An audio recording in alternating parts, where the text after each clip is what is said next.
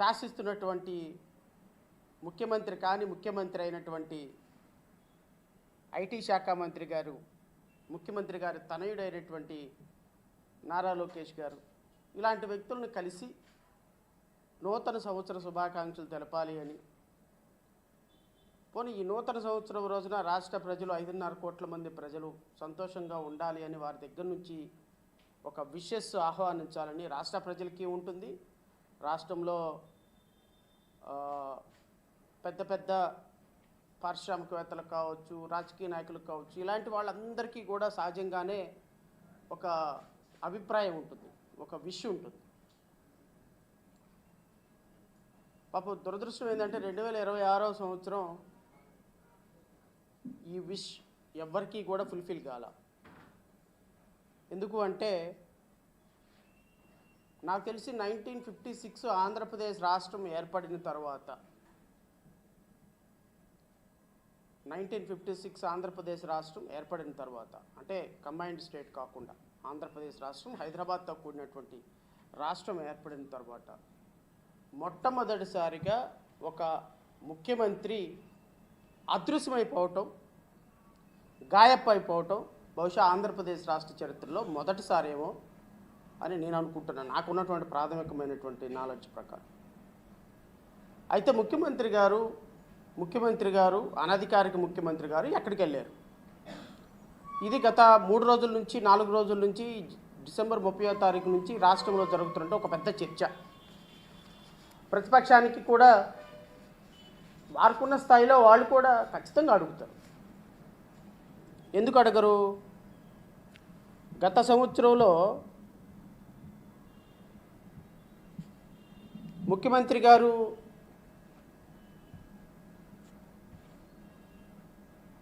ఎక్కడికి వెళ్ళారు? లండన్ వెళ్ళినప్పుడు గత ముఖ్యమంత్రి గారు లండన్ వెళ్ళి వాళ్ళ పాపలను చూడటానికి, వాళ్ళ పిల్లలను చూడటానికి వెళ్ళినప్పుడు అది కూడా చూపిస్తాను మీకు. ఎందుకంటే మనం ఏది మాట్లాడినా అది వాళ్ళకి ఒక ఇబ్బందికరమైన పరిస్థితిగా ఉంటుంది. సో గత ముఖ్యమంత్రి గారు వాళ్ళ పిల్లలను చూడటానికి ఆయన సొంత డబ్బులతోటి, మనం మాట్లాడుతుంది ప్రభుత్వాలను మాత్రమే, వ్యక్తులను ఇక్కడ టార్గెట్ చేయొద్దు, వ్యక్తులను టార్గెట్ చేసే ఉద్దేశం కూడా నాకు లేదు. గత ప్రభుత్వంలో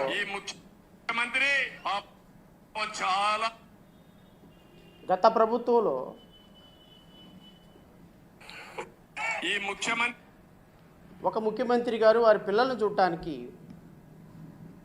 లండన్ వెళ్ళినప్పుడు సొంత ఖర్చులతో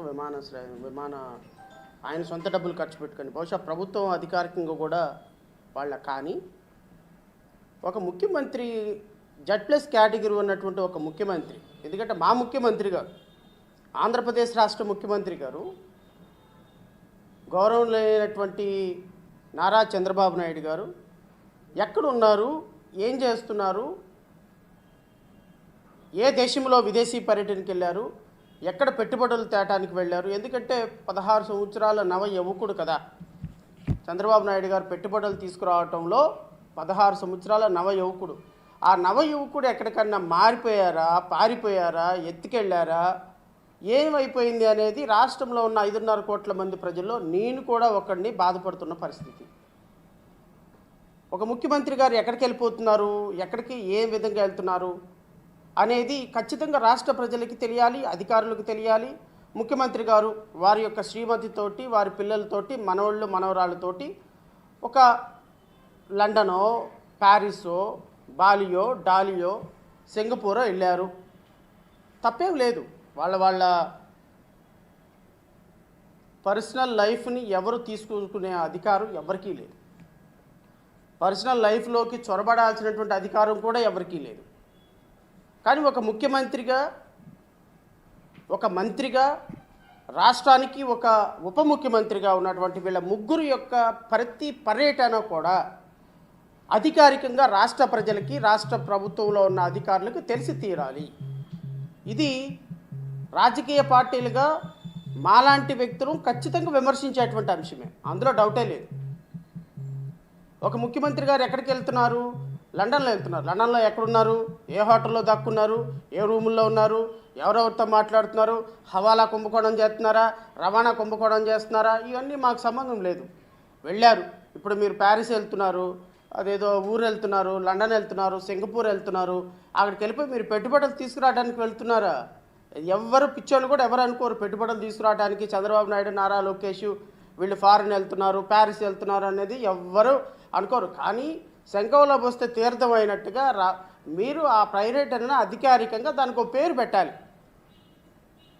ఒక్క పెట్టుబడులు తీసుకురావడానికి పలానా చోటకి వెళ్తున్నారు, మీరు అక్కడికి వెళ్ళి పెట్టుబడులు తీసుకొస్తున్నారా, లేకపోతే మీరు ఇక్కడ నుంచి దోచుకున్న డబ్బును అక్కడ హవాలా కుంభకోణం చేస్తున్నారనేది ఎవరికి తెలియదు. కానీ ప్రపంచానికి మాత్రం ఒక కలరింగ్ ఇవ్వాల్సినటువంటి మీ మినిమం బాధ్యత అయినా మీ మీద ఉంది అనేది మా రాజకీయ పార్టీ యొక్క ఒపీనియన్, జేబీపీ పార్టీ యొక్క ప్రాథమికమైనటువంటి ఒపీనియన్. మీరు ఈ రాష్ట్రంలో ఒక ముఖ్యమంత్రిగా, ఉప ముఖ్యమంత్రిగా, Z+ కేటగిరీ ఉన్నటువంటి వ్యక్తిగా మీ భద్రత అనేది మాకు కూడా కన్సర్న్. మా రాష్ట్ర ముఖ్యమంత్రి తెలుగుదేశం పార్టీ అధినేతగా మీరు ఎలాగైనా వెళ్ళిపోండి, ఎక్కడికైనా వెళ్ళండి, we don't mind at all. గత 5 సంవత్సరాల్లో మీరు హైదరాబాద్లోనే కూర్చున్నారు, ఎవరిని అడిగారేంటి? ఎవరు అడగల. కానీ ముఖ్యమంత్రిగా మీరు ఉన్నప్పుడు, ఉప ముఖ్యమంత్రిగా పవన్ కళ్యాణ్ గారు ఉన్నప్పుడు, డిఫాక్టో చీఫ్ మినిస్టర్గా నారా లోకేష్ గారు ఉన్నప్పుడు మీరు ఎక్కడికి వెళ్ళారని తెలుసుకోవాల్సిన బాధ్యత ఈ రాష్ట్ర ప్రజలకు ఉంటుంది. ఒక రాజకీయ పార్టీగా అడిగే హక్కు కూడా మాకు ఉంటుంది అనేది నేను చెప్తున్నా. అయితే గత ప్రభుత్వంలో చాలామంది అడగొచ్చు, నీకేం పనియా ముఖ్యమంత్రి గారు ఎక్కడికి వెళ్తే? నాకేం పని లేదు. కానీ ఒక ముఖ్యమంత్రి గారు గత ప్రభుత్వంలో వ్యక్తిగతంగా వారి పిల్లలను చూడటానికి సొంత ఖర్చులతో విమానంలోకి వెళ్ళినప్పుడు మరి దాన్ని మీరు రాజకీయ అస్త్రంగా మార్చుకొని ఊరు వాడ తిరిగి గోలగోల చేశారు కదా. మరి ఆ గోలగోల చేసినప్పుడు మరి నీవు నేర్పిన విద్య నీరజాక్ష అని మరి నువ్వు మాయమైపోయినప్పుడు అడగాల్సిన బాధ్యత రాజకీయ పార్టీలకి మాకు కూడా ఉంటుంది కదా. అయితే గత ప్రభుత్వంలో ముఖ్యమంత్రి గారు వారి వ్యక్తిగతమైన పర్యటనకు వెళ్ళినప్పుడు జగన్మోహన్ రెడ్డి గారు మీరేం మాట్లాడారో కూడా రాష్ట్ర ప్రజలకు ఒకసారి వేసి వినిపించాల్సింది. రోడ్ల మీదకి వచ్చి బ్యానర్లు, ఈ ముఖ్యమంత్రి పాపం చాలా పేదవాడు, కన్న కూతుర్ని చూడాలని అభిమానం పుట్టింది. ఇక్కడి నుంచి ప్రత్యేకమైన విమానం వేసుకొని లండన్ పోయాడు. అక్కడ ల్యాండింగ్ ఉండాలంటే ఒక గంటకింత రేటు పడుతుంది. అంటే దగ్గర 30-40 కోట్ల రూపాయలు మీ డబ్బులు ఖర్చు పెట్టి కూతుర్ల మీద అభిమానంతో లండన్ పోయాడు తమ్ముళ్ళు. 12 కోట్ల రూపాయలు ఖర్చు పెట్టి ప్రత్యేక విమానంలో లండన్కి వెళ్ళాడు, హాలిడేకి వెళ్ళాడు. ఇక్కడ ప్రజలు కష్టాల్లో ఉంటే హాలిడేలకు వెళ్తాడు. జగన్ లండన్కి వెళ్ళి ఎక్కడ పడుకుంటున్నాడు నేను అడిగానా? ఏ హోటల్కి వెళ్ళారని అడిగానా? ఇప్పుడు ఆంధ్రప్రదేశ్ ముఖ్యమంత్రి ఇది చూడండి, ఇంకొకసారి వినిపిస్తాను, ఎందుకంటే రాష్ట్ర ప్రజలకు మరొకసారి తెలియాలి. చాలా పేదవాడు, కన్న కూతుర్ని చూడాలని అభిమానం పుట్టింది. ఇక్కడి నుంచి ప్రత్యేకమైన విమానం వేసుకొని లండన్ పోయాడు. అక్కడ ల్యాండింగ్ ఉండాలంటే ఒక గంటకింత రేటు పడుతుంది. అంటే దగ్గర 30-40 కోట్ల రూపాయలు మీ డబ్బులు ఖర్చు పెట్టి కూతుర్ల మీద అభిమానంతో లండన్ పోయాడు తమ్ముళ్ళు. 12 కోట్ల రూపాయలు ఖర్చు పెట్టి ప్రత్యేక విమానంలో లండన్కి వెళ్ళాడు, హాలిడేకి. నేను అడుగుతున్న గౌరవ ముఖ్యమంత్రి గారిని, సొంత డబ్బులు ఖర్చు పెట్టి వారి పిల్లలను చూడటానికి వారి సొంత డబ్బులు ఖర్చు పెట్టుకొని లండన్ వెళితే దాన్ని కూడా మీరు విమర్శిస్తూ 45 సంవత్సరాల చరిత్ర కలిగినటువంటి విజనరీ ముఖ్యమంత్రి మీరు, 45 సంవత్సరాల అనుభవం ఉన్నటువంటి ముఖ్యమంత్రి, అంటే ముఖ్యమంత్రిగా 16 సంవత్సరాల అనుభవం, రాజకీయ నాయకులుగా 45 సంవత్సరాలు, ప్రధానమంత్రి మోడీని మీరే ప్రధానమంత్రిని చేశారు, వాజ్పేయిని మీరే ప్రధానమంత్రిని చేశారు, 1956 నుంచి ఇప్పటి వరకు రాష్ట్రపతులను మీరే చేశారు, ఈ దేశానికి స్వతంత్రం మీరే తీసుకొచ్చారు, ఈ దేశాన్ని బ్రిటిష్ వారిని ఇక్కడి నుంచి పారద్రోలింది మీరే, భారతదేశానికి స్వతంత్రం తెచ్చింది మీరే, హైదరాబాద్ని కట్టింది మీరే, ముంబైని కట్టింది మీరే, ఢిల్లీలో దేశ రాజధానిగా ఢిల్లీని సెలెక్ట్ చేసింది మీరే అని చెప్పుకుంటారు కదా.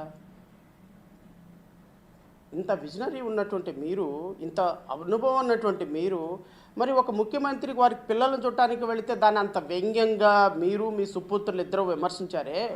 12 కోట్ల రూపాయలు ఖర్చు పెట్టి విమానం వేసుకొని వెళ్ళారు, ఇది వాళ్ళ సొంత డబ్బులు. ఈరోజు రాష్ట్ర ప్రజల బాధల్లో ఉంటే వాళ్ళు విమానం వేసుకొని వెళ్ళారు, వాళ్ళ పిల్లలను చూసుకోవడానికి విమానం వేసుకొని వెళ్ళారు అని చెప్తున్నారు. మరి మీరు అక్కడికి వెళ్ళారు సార్, మీరు